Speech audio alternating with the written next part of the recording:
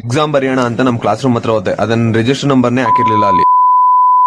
ಬೆಳಿಗ್ಗೆ ಈ ಚಳಿಲಿ ಎದೋಳಕ್ಕೆ ಮನ್ಸಿಲ್ಲ ಅಂದ್ರೂ ಕೂಡ ಇವತ್ತು ಎದೋಳಬೇಕಿತ್ತು. ಯಾಕೆ ಅಂತಂದ್ರೆ ಎಕ್ಸಾಮ್ ಇತ್ತು. ಎಕ್ಸಾಮ್ ದಿನಾನೇ ಅಲ್ವಾ ನಾವು ಮೇನ್ ಓದೋದು. ಶೂಟ್ ಮಾಡಿ ಸಾಯಿಸ್ಬಿಡ್ತೀನಿ. ಇರಿಟೇಷನ್ ಕಣ್ರಿ.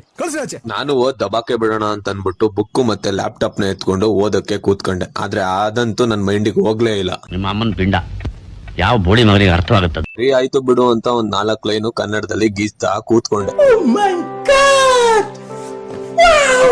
ಇವನು ನೀನ್ ಫೇಮಸ್ ಆಗ್ಬೇಕು ಅಂತಂದ್ರೆ ನನ್ ವಿಡಿಯೋನ ಹಾಕು ಅಂತ ಪೋಸ್ ಕೊಟ್ಟ. ಅಲ್ಲಿಂದ ನನ್ ಕಾಲೇಜಿಗೆ ಹೋದೆ. ಅಷ್ಟರಲ್ಲಿ ನಮ್ ಗ್ಯಾಂಗಿನ್ ಭೀಮಾ ಎಂಟ್ರಿ ಕೊಟ್ಟ.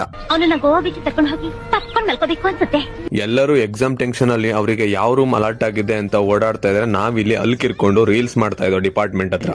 ನಿಮ್ಮ ಲಜ್ಗೆಟ್ಟವ್ರು ಕಣ್ರಿ ಇವೆಲ್ಲ. ನಿಜವಾಗ್ಲು ಐ ಟೆಲ್ ಯು ಆನೆಸ್ಟ್ಲಿ ಹೇಳ್ತೀನಿ, ಐ ಆಮ್ ಡೀಪ್ಲಿ ಡಿಸ್ಟ್ರೆಸ್. ಸರಿ ಆಯ್ತು ಅಂತ ಹೇಳಿ ಎಕ್ಸಾಮ್ ಹಾಲ್ ಕಡೆ ಬಂದೆ. ಎಕ್ಸಾಮ್ ಹಾಲ್ ಕಡೆ ಬಂದ್ರೆ ನಮ್ ರೋಲ್ ನಂಬರ್ನ ಎಂಟ್ರಿ ಮಾಡಿರ್ಲಿಲ್ಲ. Why I don't understand. ಯಾಕೆ ಅಂತಂದ್ರೆ ಅವರು ರೋಲ್ ನಂಬರ್ನ ಎಂಟ್ರಿ ಮಾಡೋದನ್ನ ಮರ್ತಿದ್ರು ಅಷ್ಟೇ. ಎಕ್ಸಾಮ್ ನ ಮುಗಿಸ್ಕೊಂಡು ಕಾಲೇಜ್ಗೆ ಬಾಯ್ ಹೇಳಿ ಅಲ್ಲಿಂದ ಹೊರಟು. ನ್ಯಾನ್ಸಿ ನೈಟಿಂಗೇಲ್, ರೋಸಿ ರೇಮಂಡ್ ಡಿಸ್ಕೌಂಟ್ ಸೇಲ್, ಕೆಂಪಿ ಕೋಣನ್ ಕುಂಟೆ.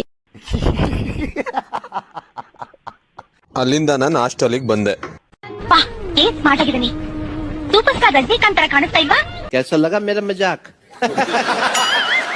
ನಾನು ಅಡಿಗೆ ಮನೆ ಕಡೆ ಹೋದೆ. ಯಾಕೆ ಅಂತಂದ್ರೆ ಅನ್ನನ ಮಾಡ್ಬೇಕಿತ್ತು. ಬೆಳಿಗ್ಗೆ ಆಂಟಿ ಸಾಂಬಾರ್ನ ಮಾಡಿಟ್ಟೋಗಿದ್ರು. ಸಾಯಂಕಾಲ ಅನ್ನ ಮಾಡಕ್ಕೆ ಬಂದಿರ್ಲಿಲ್ಲ. ಯಾಕೆ ಅಂತಂದ್ರೆ ಅವರಿಗೆ ಹುಷಾರಿರ್ಲಿಲ್ಲ. ಅದಾದ್ಮೇಲೆ ನಾವು ಅನ್ನನ ನೀಟಾಗಿ ರೆಡಿ ಮಾಡ್ದೋ. ಇದೇ ನೋಡಿ ನಮ್ಮ ಹಾಸ್ಟೆಲ್ನ ಊಟದ ಮನೆ. ನಾವಿಲ್ಲೇ ಕೂತ್ಕೊಂಡು ಒಟ್ಟಿಗೆ ಊಟ ಮಾಡ್ತೀವಿ. ಮಧ್ಯಾಹ್ನ ತಕ್ಷಣ ಗುಡುಗು ಮುಂಚೆ ಬರ್ತದೆ.